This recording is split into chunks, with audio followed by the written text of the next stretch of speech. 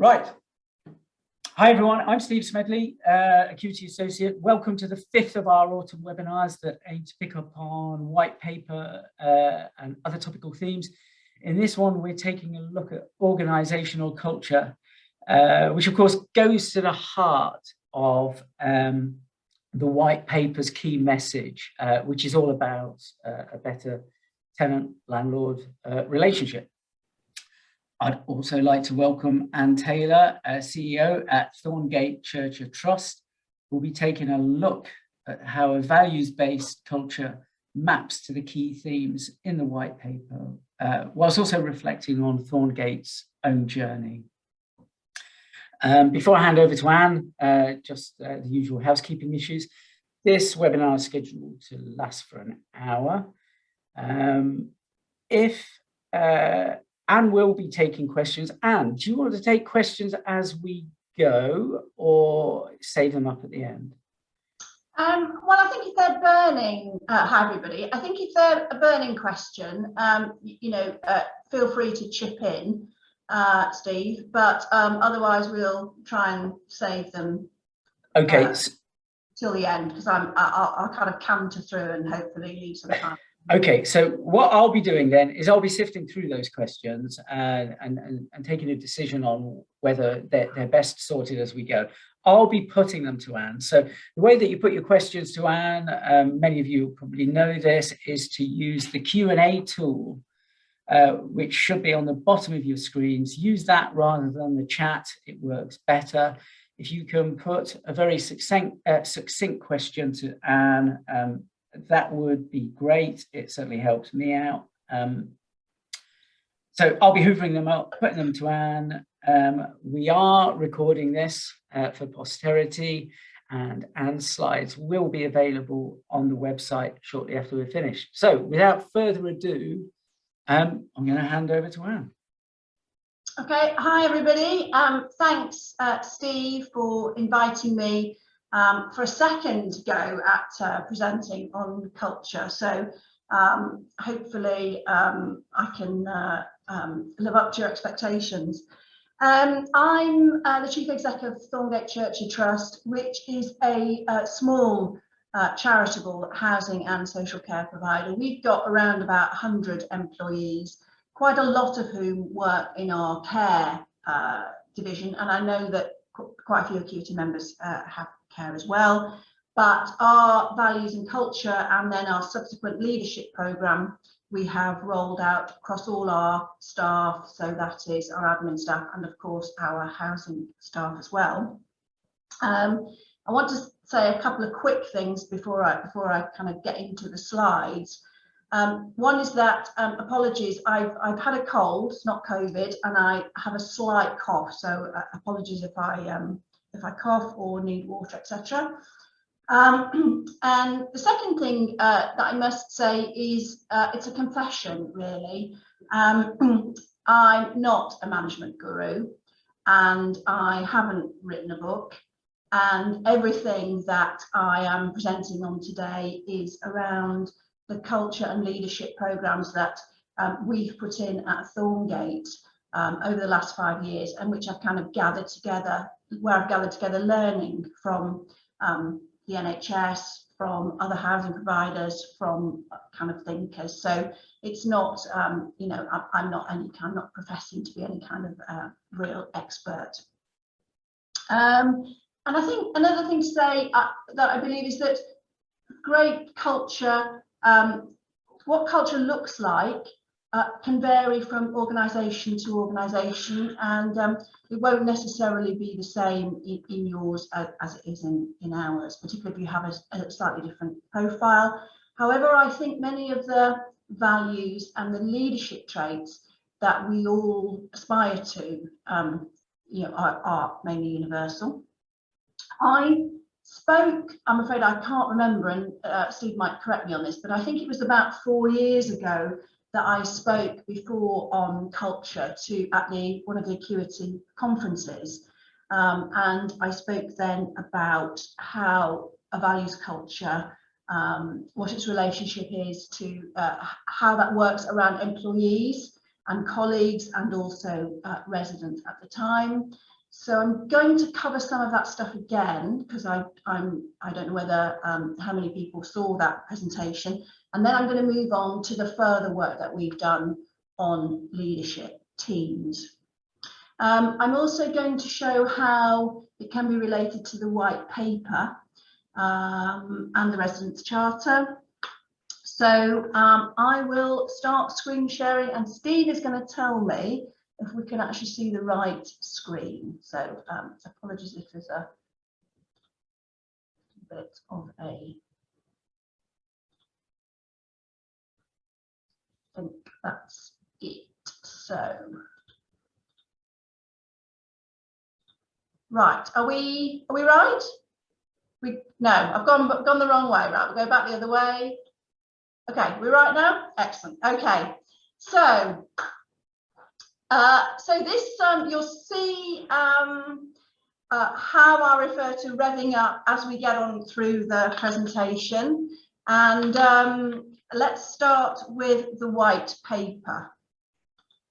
So there's a lot of white papers. Particularly if you work in social care, there's a lot of white papers about at the moment. So the white paper that we're talking about is one that was issued quite some months ago now, and it's the social housing white paper. And you know, I had to, you know, when you're doing these slides, you have to decide what picture you're going to put up. And I decided that the most uncontroversial picture, and I think been proved right overnight, the most uncontroversial picture is the one of the actual the cover of the white paper. If you get these slides from Steve, if you request them, you will find that the quotes that are on the left-hand side of this slide are attributed to a couple of members of the government.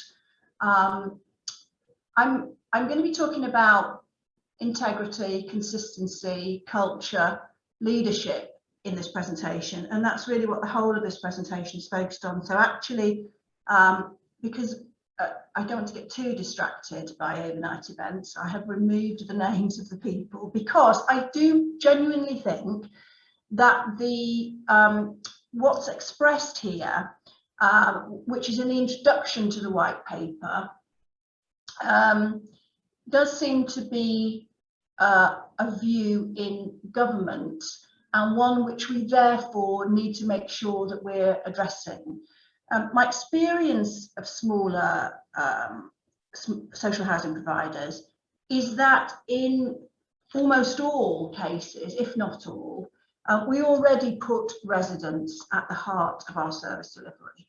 But I think it never hurts to remind ourselves why we exist. And I think that if the thrust of government thinking is that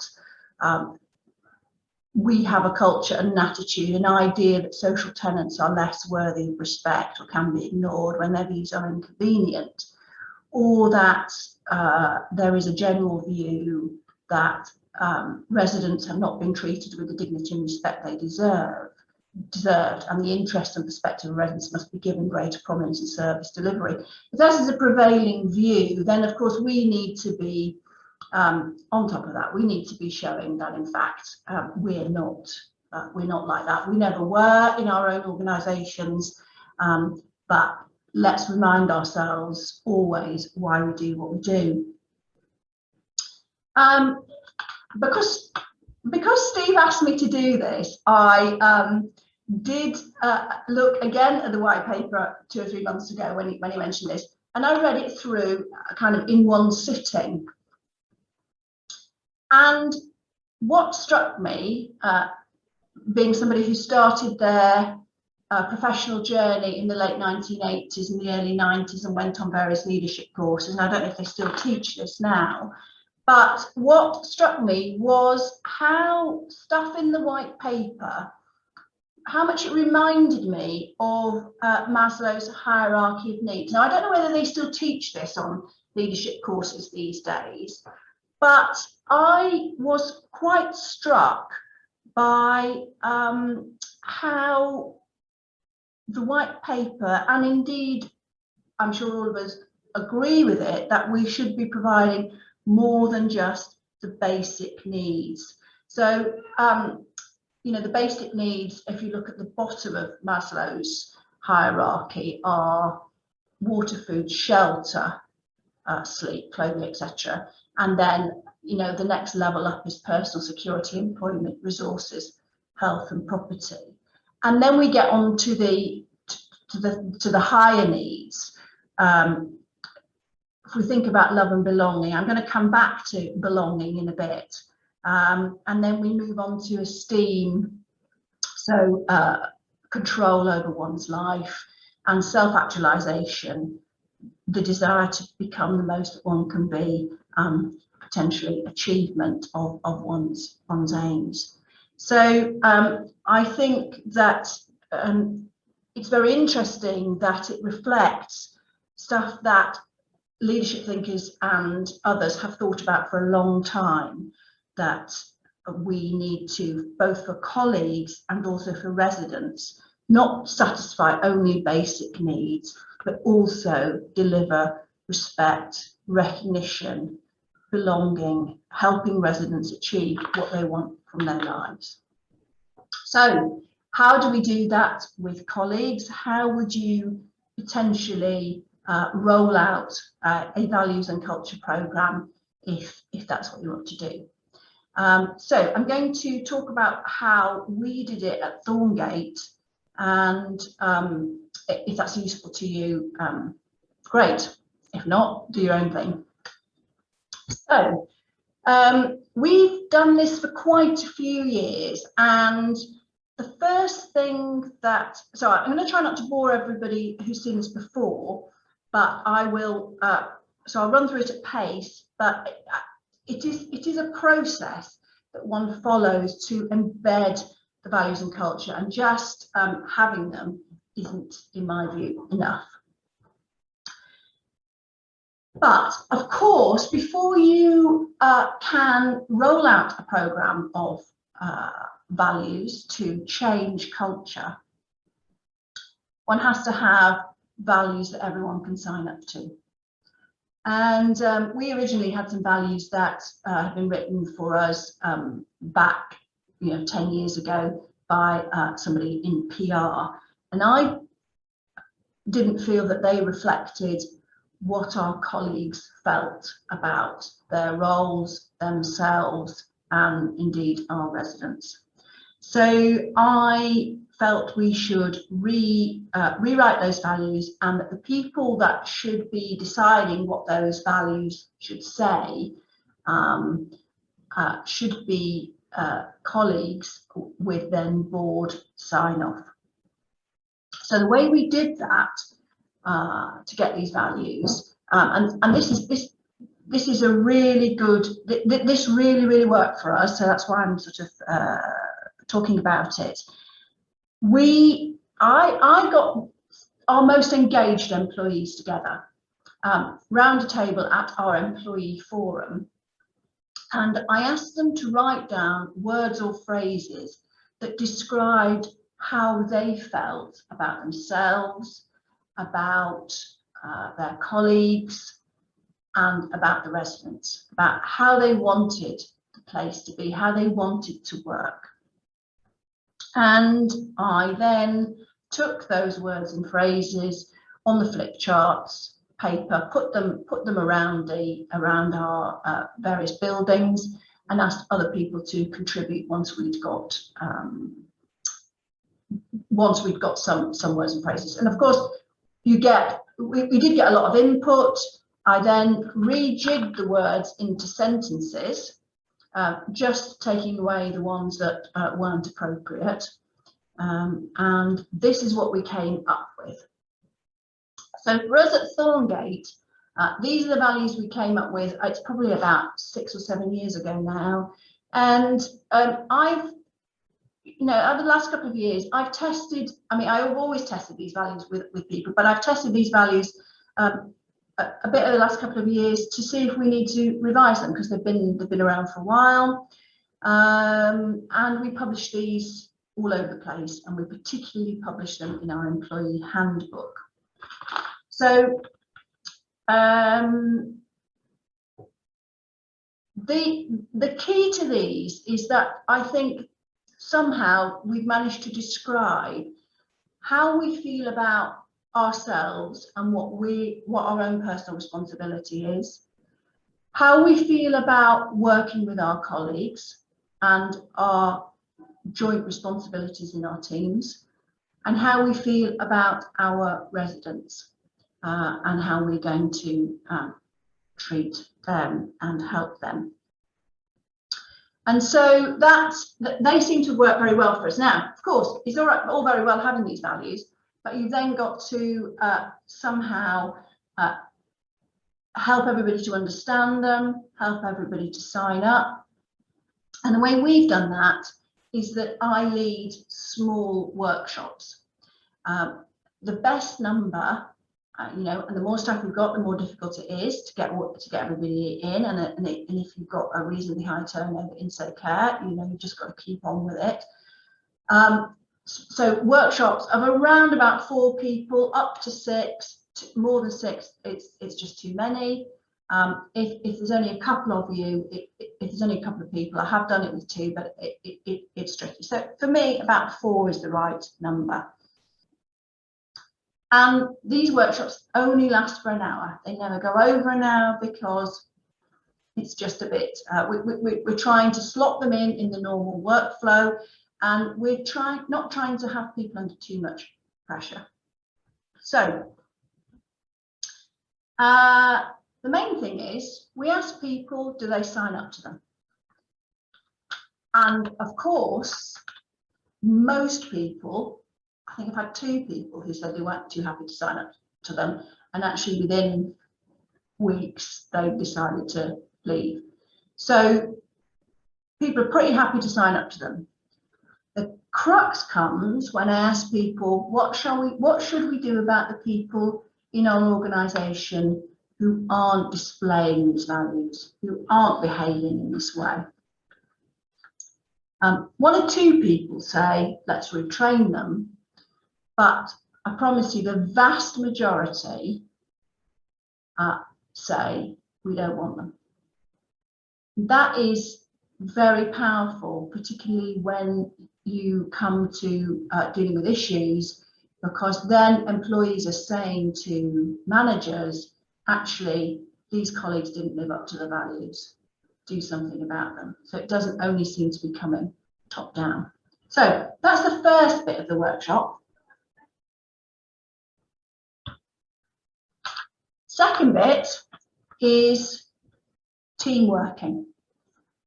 So this is my slide, but it is derived from an NHS improvement slide, which is similar, but I have amended it to my jigsaw, what I call my jigsaw slide or jigsaw sheet when we're in a workshop, which talks about how people behave in teams, because of course in the main people aren't working on their own. It might be slightly different at the moment, but we will, those of us who aren't working in teams will be back to that. And in fact, of course, we're working in a wider team, even if we're mostly working on our own.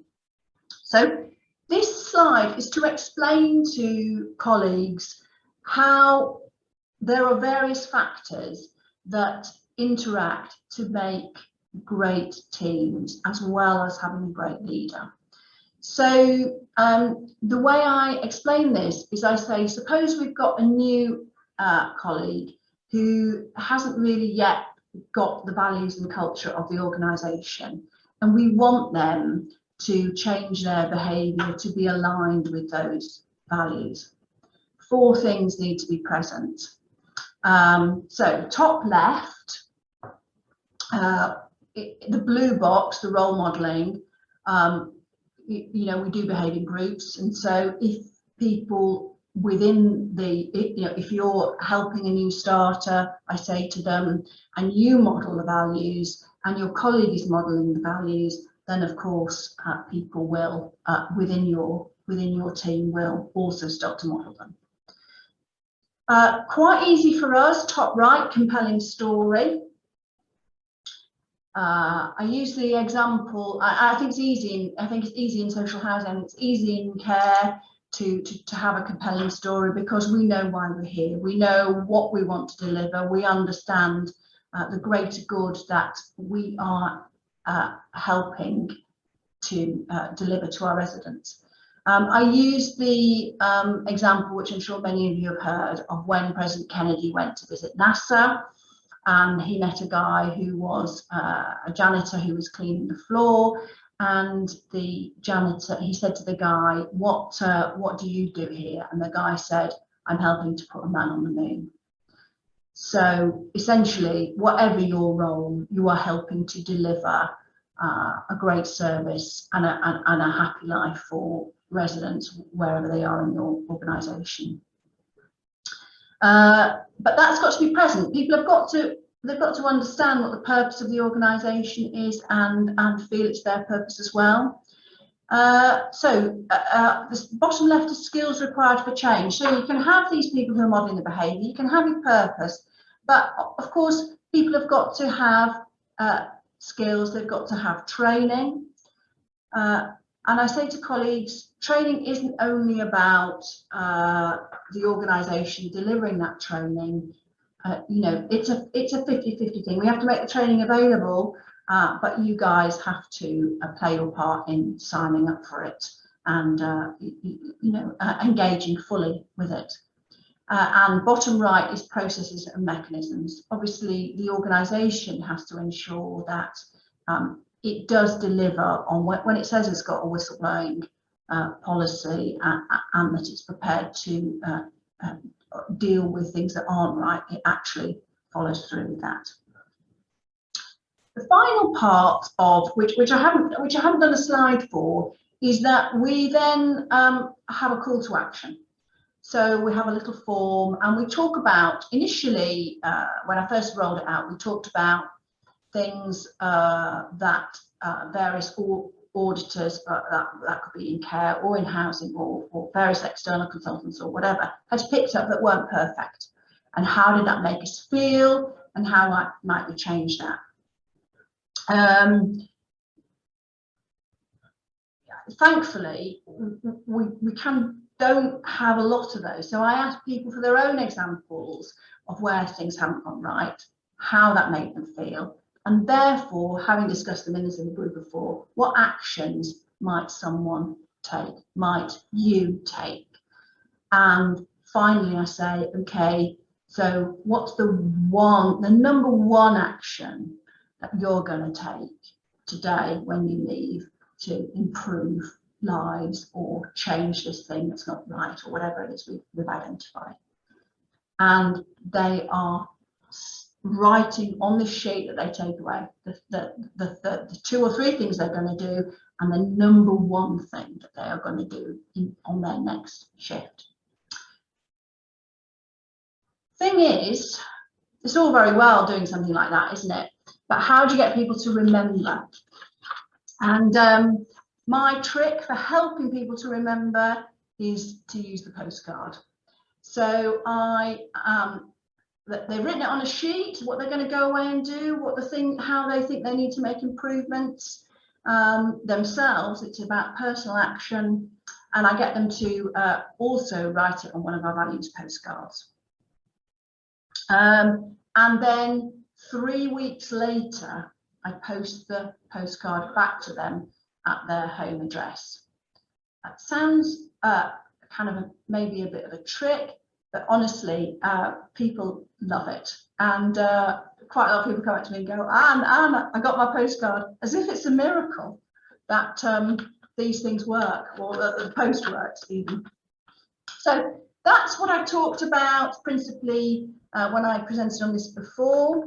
And we're still rolling out these workshops. We're refreshing them on people who've been here for a long time, and we roll them out to new starters. But we've now also moved on to develop our leadership programs. So I'm going to talk about that now, the kind of move on from developing the values program with everybody and moving on to leadership, which is not just managers, it's actually anybody who aspires to be a team leader. So we have a very kind of, if you want to come, please feel that you can sign up to our programs.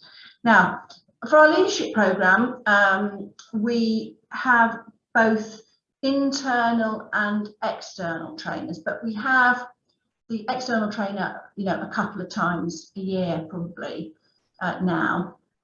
We have since lockdown was lifted. How that will be going forward, obviously we don't know. But I do some 1 hour internal sessions. And what I'm trying to get colleagues to think about is to help people to behave as a leader regardless of their job title. So this is really for people who are thinking to understand they can be a leader in any situation, and even if they're only working with 1 or 2 people. And some of the sessions I do are on the attributes of leaders, on personal branding, which I'll come on to in a second, and vulnerability and honesty, and a session on teams. So this, I put this slide up because there's lots of these kind of things on the internet, but actually our people love this slide. What we want, of course, is the right people in the right jobs. We all need that, whatever organisation we're running. And I find, as I say, there's lots of these kind of things on the internet. There's lots of these that seems quite simplistic, but actually what I find with colleagues is they like to kind of tick these bits off when they're sitting there looking at this slide or this sheet. So, on the East, the world needs it. Well, we know, we definitely, this comes back to purpose again, and we can all feel quite strongly about that. You're paid for it. Well, we're talking to employees here, so that's ticked off. You are great at it. Well, some of us think we're not so good at it, and some of us think we are great at it, but we can deliver that through, hopefully through training and nurturing our people.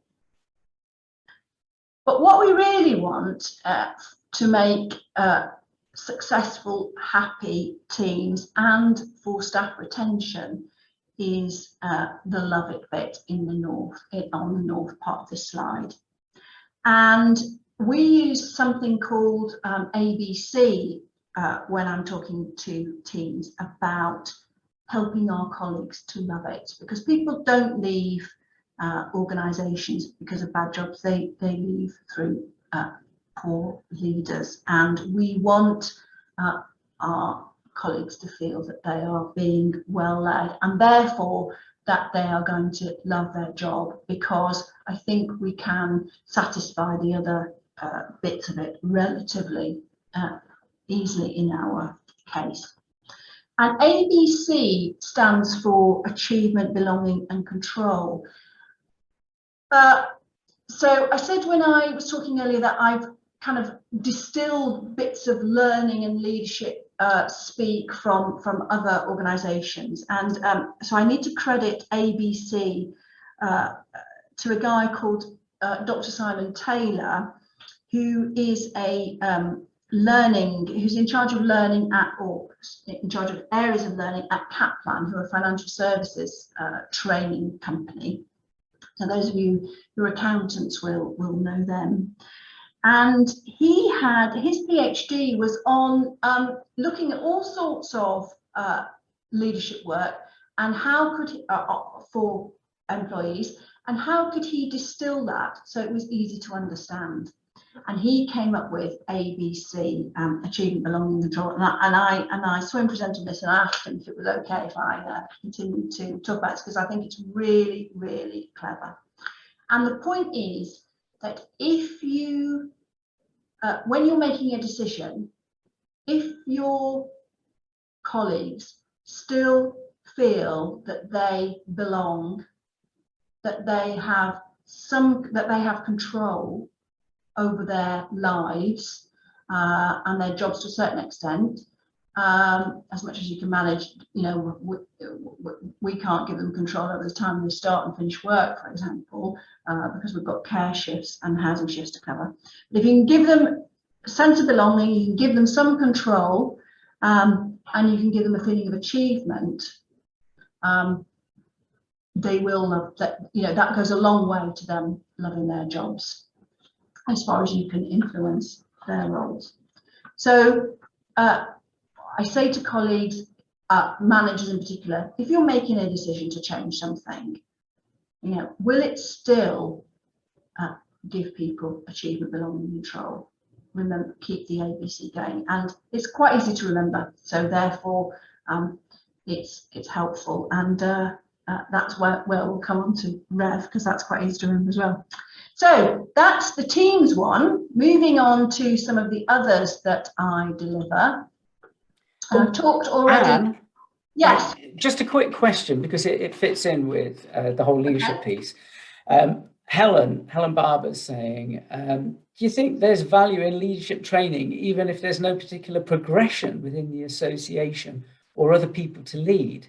You know, is it just useful in its own right as personal development? It is, because I belong to the school of thought that you can be a leader in any walk of life.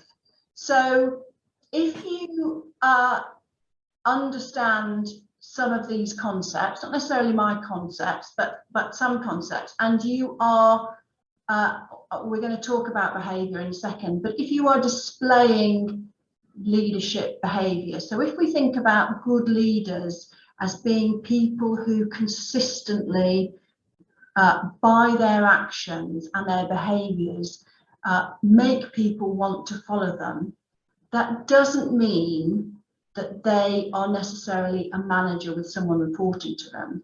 They are just displaying leadership behaviours that make people want to deal with them, follow them, and then they'll continue to do that out of work. So if they're volunteering or in the community, they will continue to display their behaviours, because once you start doing this, you realise how important it is, and that it's a choice to show these behaviours. So I totally, and that's why actually we say to our colleagues, we're running these leadership.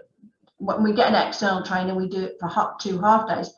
We're running them, but if you are interested in this stuff, or if you want to be leading a team, you might, in our case, you might only be leading 1 or 2 other people. You might be with 1 or 2 other people on the floor. Come along, because when you start to understand how powerful some of this stuff is, in a good way, of course, you can roll it out in all areas of life. Brilliant, thanks. Okay, so Gareth Southgate, here he is. I did tell that he would feature, so those of you who are football fans, or even Gareth fans without being football fans, you can get your fill of 5 pictures of Gareth. I've already mentioned people don't leave bad jobs, they leave bad leaders. I'm just listing here some of the other sessions that I run. One of the first ones is about leadership behaviours, and that we have a choice to display great leadership behaviours. We can leave the chimp when things might happen that make our chimp brain come in, our reactive brain. But actually, if we try and use the logic brain, and we don't allow the chimp to take over, despite what's happened, we can choose the right leadership behaviour. I can, hopefully you can see this if I put it, but I'll put it up again later, is the postcard for this one is I can decide whether to be a good leader or about a good example or a horrible warning. So that's the postcard for that, because I can share them again at the end. But the that's around, yeah, I can choose the behaviours that I not only display, but that I actually act out, that I make my own brand. Which brings me on to the second one. I do a session on personal branding where I start with Adidas and Nike, but what it's coming down to is, and then we move on to some leaders with integrity and consistency. I'm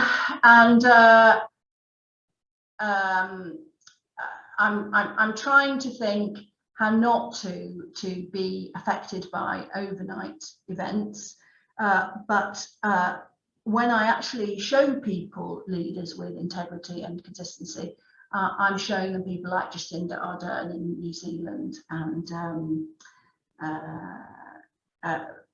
Angela Merkel. So I am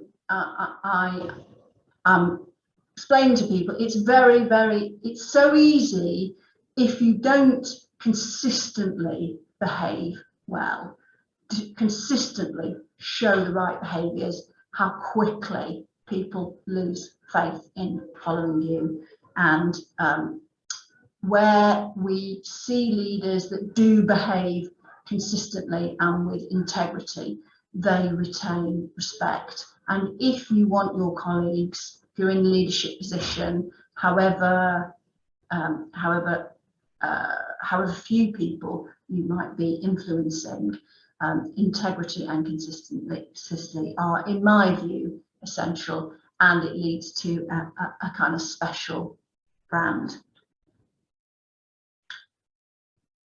To quite a lot of colleagues who've never undergone any kind of leadership training, and that hasn't been their experience, it can be a bit terrifying, all this stuff.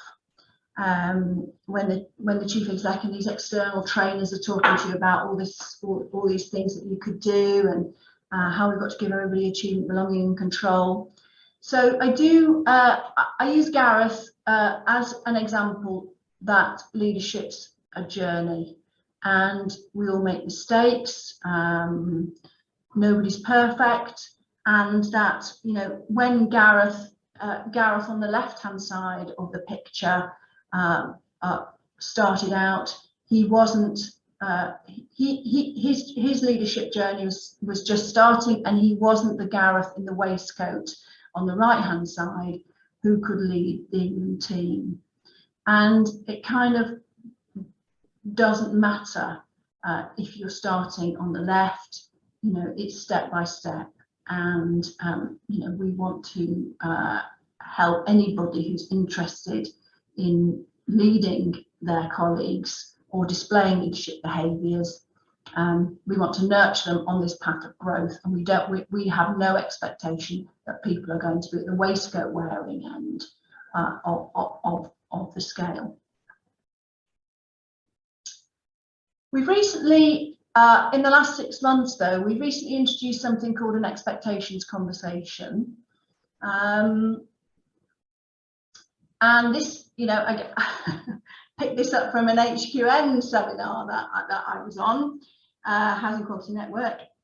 That's around where discussing with colleagues where their expectations of their role. Sorry, there's a bin lorry just going past my window, if you can hear that. Where their expectations of their role or their purpose within the organisation, or the organisation's purpose, we want to check that their expectation is the same as the organisation's expectation, and to understand if that might differ. Because if their expectation, we thought it was aligned, but actually we find it isn't, we need to think how we realign those. And it's very, very interesting when you start to have these conversations about what is our expectation of you in this role, and what is your expectation, and what is your expectation of the organisation and what it's going to do to help you deliver in your role, and our expectation of what we think we were doing. It's very interesting that there is misalignment, and it's not as obvious as one might think, despite all the value stuff, that we're all aligned all the time. And it's interesting for us to see where the organisation needs to change, as well as just having a view that an employee or a colleague might need to change. Anyway, as I said, yeah, I'm big on postcards. So after all of these sessions, I sent out the postcards. I've shown you the I can't decide whether to be a good example or a horrible warning. I have another one. I know they're hard to read, so I'll just read this one out. I have another one around leadership behaviours and this stuff, which is we have to choose what we want to be, not once and for all, but over and over again, moment by moment, for an entire lifetime. And that's a Simone de Beauvoir quote. You know, I've stopped designing these postcards myself because I found that a social justice postcard company called Leeds Postcards, look her up, they're really, really great, has got lots of these things. Anyway, moving on. Postcards work though because they remind people of what they said they were going to do. So does all this work and stuff, does it deliver? I picked up 2 quotes from the last month that we've got, which I will give you a few seconds to read for yourselves. So I don't particularly want to read them out.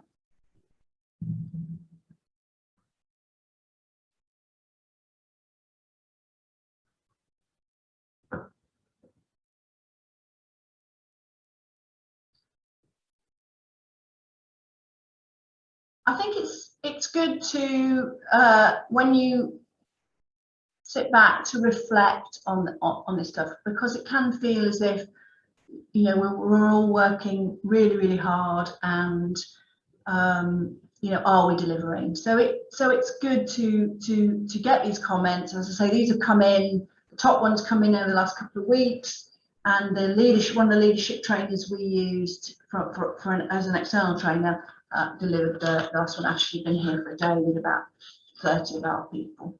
So you know, take the time to reflect on the good things people say about you. Right, so moving back on then. So as you know already, I'm very fond of ABC because it's easy to remember, and if you're making a decision, does it still give your colleagues achievement, belonging and control? So Steve's challenged me to think about how this related to the white paper and to residents. And so I thought, okay, if thinking about colleagues in terms of ABC, easy to remember, in what way could I then think about, could I talk to colleagues around thinking about residents? So no apologies, particularly if you're about my age, for a picture of Meatloaf. Meatloaf they have a song which I'm sure many of you know, all revved up with no place to go. When I came up with the initials REV, somehow I'm sorry, but I couldn't help thinking about the Meatloaf song. So we won't talk about him too much. Instead of being revved up with no place to go, we've got to be revved up with our places where we're going to apply REV. So, and in fact, you know, you could think, well, this is a bit of a gimmick, she just thought this up, but actually I've been using this. I've been saying to my housing manager, yeah, but if you do that, are we, or if the scheme manager does that, are we still, have we still got REV, have we still got REV? And for me, this stands for respect, empower, and voice. So going back to, right back to the second slide around the residents' charter from the white paper, these are the 7 key elements that the white paper refers to as the residents' charter. And some of them, and I'm kind of also referring to the Maslow thing here, that the number one being safe in your home, well, that's a basic need. To know how your landlord is performing, well, I think we already do that stuff through all the data that we have to submit through the various and that we have to publish through all the various means. But number three is to have your complaints dealt with promptly and fairly. So I think that falls into the respect and the voice, and that links really, really strongly to your culture and the work that you do on values and leadership. Obviously, number four, to be treated with respect, links to my art, respect. To have your voice heard by your landlord, again, that's links into my voice part. To have a good quality home and neighbourhood to live in, that's one of the basic needs. I hope we'd agree. And then number seven is the government's own view that everybody should be supported to take your first step to ownership. I've changed this to achieve what you seek around the self-actualization and, for me, the kind of empowerment of residents. And the reason I've done that is because we offer housing for older people, and here many people who come to us are actually wanting to get rid of the responsibility of owning their own home, and they want to move into a place where maintenance is taken care of and they feel safe and secure. So I don't agree that number seven is that to take your first step to ownership should be such a strong thrust. It is important for many people, but actually I think it really should be about achieving what you as an individual, as a resident, are seeking. So how does all that work in context? So for us, what does respect look like? Well, for us, it's the complaints process. It's resident feedback from external surveys. What does empowerment look like? As I've said, it's not necessarily home ownership. I think it's really about understanding that different residents have different desires for their lives. And even within our schemes, two neighbours could have different ways of self-actualization, and we should be trying to understand if we can help them with that. Now, I was quite interested. I was listening to Michael Hill's presentation last week, and I was originally thinking about how we give people a voice. I was very taken by a couple of things he said, that it's not only about looking as if you're giving people a voice, but really thinking very, very hard about whose voice aren't we hearing. And I hope there aren't here, but I need to check myself that are there gatekeepers in the organisation that stop us hearing what we need to hear. So I say that because I think one can one's thinking can be influenced, even when one thought one was doing the right thing, and it just makes you think harder about could we do better? Are we really we think we're doing quite well? Are we really doing the very best that we can? I put a slide in here about kind of commercial benefits to the organisation. Our housing staff retention is not as good as it was. We have had a couple of people leaving housing over the last year for personal reasons, but it's still about 84% staff retention. Our waiting list for housing is 2 years, 5 months. And the really impactful thing for us is that our void percentage is 0.27%, which reflects the long waiting list, but it also reflects our efficiency in turning voids round, which I think shows that all our people are kind of working together to get as many residents, to deliver as many the best benefit we can to residents. I know my time's nearly up, I'm going to finish with my last slide, which is the voice of residents. These are two of the residents we've featured in our annual report that we've just published. So I particularly wanted to highlight Elsie on the left, because Elsie, many of you will have residents who've been having a fairly grim life before they came to you, and Elsie was somebody who had a lot of health problems before she came. And for her, what's really made the difference is the sense of belonging, but particularly for her, the ability to once again cook for anybody that she can, bake for anybody that she can. And that thing has made, so she tells us, the biggest difference to her. So for her, the kind of self-actualization thing has been around delivering something for her that she feels is fulfilling. And you will have, I'm sure you will have many residents who have joined you and who were living in their basic need of feeling secure, which was the second one on the hierarchy of needs, wasn't satisfied, and they joined you and have start to feel safe and secure. And of course, once you've satisfied those things, people can achieve other things for their life. So that's my last slide. Hopefully that's been useful. I will stop sharing when I can find my end slideshow. Yeah, and stop sharing. So one of the I have written quite a lot about these processes.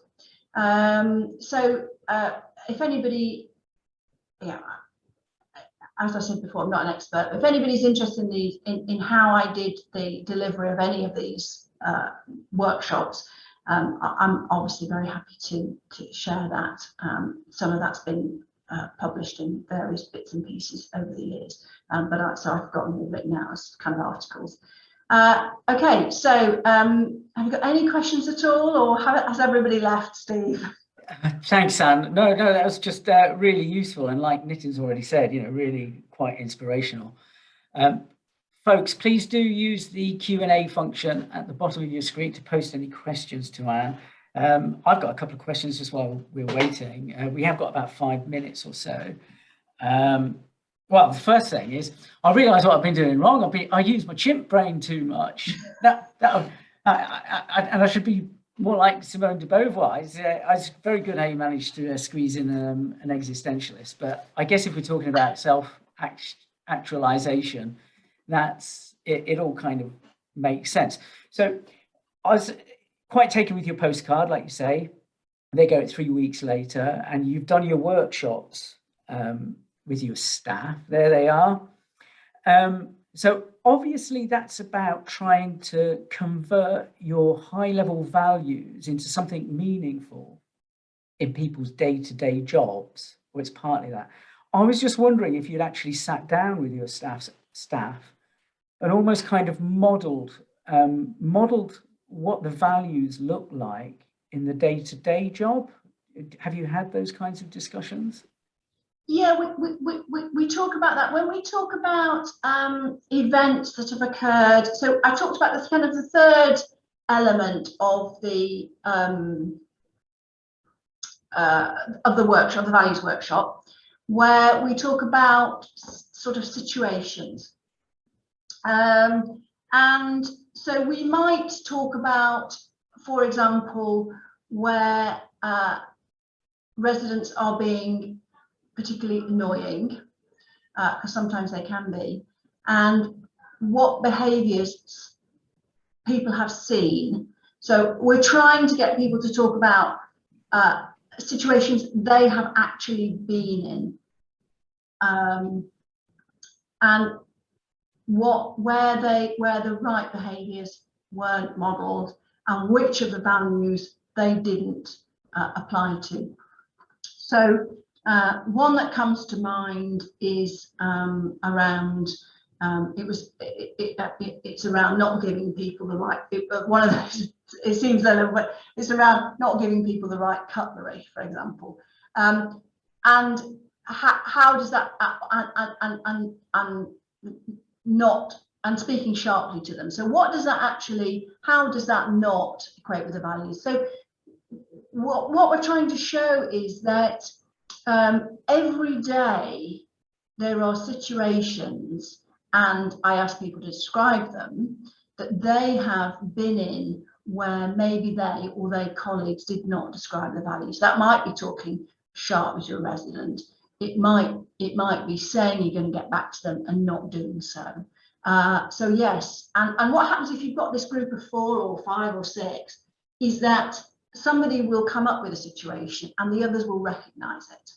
So, and then you can say, okay, so which of these values, which of these 4 values that you know half an hour ago you said you were signed up to, which of these doesn't it fit with? And it might fit with, it always fits with more than one. So, you know, like 2 or 3 or 4. So yeah, it's about asking people for real life situations. So I don't kind of pick them out of the air and make them up. I ask them for situations they've been in. And that's the way that I do that, yeah. Right. So does that kind of splurge into performance management? Because obviously that's a workshop scenario and people are they're almost self-managing themselves with a postcard. But in terms of formal performance management, I was just wondering how you performance manage the behaviours. Okay, so we're not in the workshops. We never mention any names. We're not expecting to uncover incidents which we are then maybe many months or years later going to performance manage. But we do use the values during performance management issues. So we might say at a kind of initial stage where it's not really a serious performance management matter, you know, you've signed up to the values, which people do anyway when they're recruited, but you've signed up to the values, and on this instance, you know, what you did there didn't comply with the values. So that's at a very low level. So we're talking about them and explaining to people why, you know, on that occasion maybe they didn't get it quite right. However, when we are into serious disciplinary issues, which, you know, thankfully is not that often, we put it in the letter. So if we are saying, okay, you're in contravention of this clause in the employee handbook and this and this, and you have signed up to our values, and you know this, whatever the incident is, does not fit with our values. And because we have one of these insurance policies where lawyers look at everything, you know, that we've done that for a number of years, and they're quite happy to have that in there. So it's in our employee handbook, it's in when you start up, and we do refer to it in both low-level performance management, but also particularly in discipline when we get to the actual kind of meaty disciplinaries, and it's in the letters. All right. Okay, thanks. And yes, just following that line of thought, Helen's come back and said, yeah, I presume the values form a key part of the appraisal process? They form, well, the appraisal process, well, they form part of the supervisions, really. So people tend to have quarterly supervisions here as well as appraisals. I would say they're more part of the kind of ongoing and the supervisions we have as much as part of the appraisals, because the appraisals they're partly about performance, but they're also about achieving certain goals, and the value stuff is kind of what you do all the time, not just achieving goals. So I guess they are in there, but not quite as explicitly as they are in say supervisions and the more general day-to-day stuff. All right, brilliant. So I think we're just about to run out of time. Just a quick observation just before we go. The examples of good leadership that you mentioned, and it's not just you that says this, it's a lot of people, tend to come up with females at the moment, particularly international political leaders. And we're talking about Ahern, as you said, and Merkel. but also a very young Finnish Prime Minister. I can't remember if I think it's the Estonian Prime Minister. They stand out.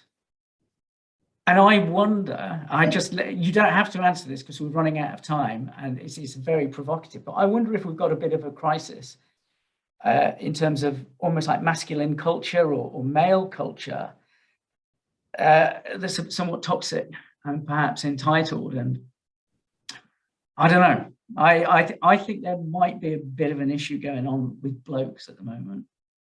Well, I couldn't possibly comment on that. I do. I'm afraid I do use female leaders a lot in the brand and the sort of putting forward a consistent and brand filled with integrity, because the vast majority of the people who work for Thorngate are women. And many of them have difficult backgrounds, and many of them don't believe that leadership is anything to do with them. And I am trying to help convince them and augment the belief that they can do it. And so I'm trying to make leaders look as much like them as possible. So I'm sure many men could come up with some great male leaders if we had time to think about it. But I do stress female leaders because I want my colleagues, who are mostly women, to believe that it is for them and they can do it. Brilliant. Thanks for that, Anne. Again, just I think really thought-provoking. I think there's tons of practical stuff in there as well to help people, if you like, take something which can be really airy-fairy and theoretical when we're talking about Maslowian hierarchy of needs and self-actualization. And there's some practical pointers there about how to actually translate this. So thanks for that. If we can also make your email address available on the website so that if people do want to pick your brains on this or access some of your workshopy type stuff, that would be fab. So again, Anne, just thanks so much for this. I just see that Tracy Gore has asked me what postcards from. So the values ones are I know we're running out of time. The values ones I did myself on Vistaprint, which was other printing companies are available. Very, very cheap. We don't have a lot of money to spend on marketing materials here, so did those myself. But the ones that I've been buying more recently are from a company called leadspostcards.com. They are done by an artist called Christine Hankinson. Very cheap. She has loads of social justice stuff. Really, really helpful. I told her when I bought the last lot what I was using them for, and she said she loved it. So they're a really great company and really easy to get hold of, and it's just leadspostcards.com. All right, fab. Thanks, Anne. So Tracy, you're sorted there. Right, Anne, thanks so much again. We'll stick all your materials on the website, links to the video, links to you to pick your brains. Thanks for putting all the effort in. Thanks for giving me the subliminal prompt via your earrings to wish everybody a Merry Christmas. I'd just like to thank people for attending today and people that will be watching this on video. This concludes our webinars that we're doing before Christmas. Do watch out for our session that we've now confirmed with the regulator in late January. Details will be forthcoming. We're going to have a consultation session about the TSMs, the tenant satisfaction measures, which, as you probably know, the consultation doc is due out in the next few days. So we're going to have a focus session from the regulator on that. So that's it. It's goodbye from Anne, and it's goodbye from me, and have a fab Christmas, everybody.